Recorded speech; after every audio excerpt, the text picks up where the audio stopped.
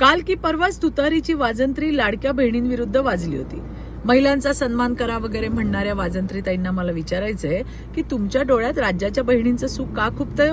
बरं, या एकट्या नाही तर संपूर्ण महाविकास आघाडीच्या सावत्र भावांनाही सुख खुपतं, म्हणून त्यांनी थेट न्यायालयात धाव घेतली. नागपूर खंडपीठात दाखल केलेल्या एका याचिकेत असा आरोप करण्यात आला की महाराष्ट्र सरकारच्या लाडकी बहीण योजनेमुळे विकास कामं ठप्प झाली आहेत, राज्याची आर्थिक तूट वाढली आहे. पण यावर देवाभाऊच्या नेतृत्वातील महायुती सरकारने न्यायालयात उत्तर दाखल करताना म्हटलं हे सगळे आरोप निराधार आहेत.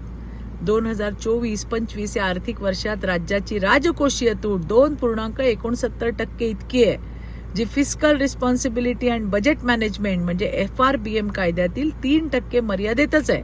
आणि त्यामुळे विकास कामे थांबली किंवा राज्याची आर्थिक स्थिती बिघडली असं म्हणणं साफ चुकीचं आहे. न्यायालयात सरकारने ठामपणे सांगितलं की लाडकी बहीण योजना ही महिला सक्षमीकरण आणि सामाजिक न्यायासाठी सुरू करण्यात आली असून राज्याचा आर्थिक शिस्तबद्ध कारभार हा कायम आहे. पण विरोधकांना मात्र लाडक्या बहिणींना मिळणारा सन्मान निधी खटकतोय. दुर्दैव असं आहे की या सावत्र भावांमध्ये मोठ्या ताई, बारामतीच्या, तुतारीची वाजंत्री आणि इतर सटर फटर अशा सगळ्या सावत्र बहिणी देखील सामील आहेत. माझ्या लाडक्या बहिणींनो, आपला देवाभाऊ व त्यांचं महायुती सरकार आपल्या सोबत खंबीरपणे उभं आहे.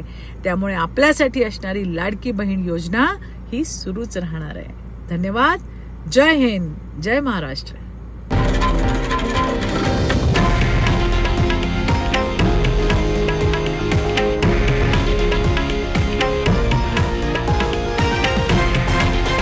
हे आहे देशातील नंबर 1 न्यूज नेटवर्क आणि आपण पाहत आहात TV9 मराठी, एकमेव.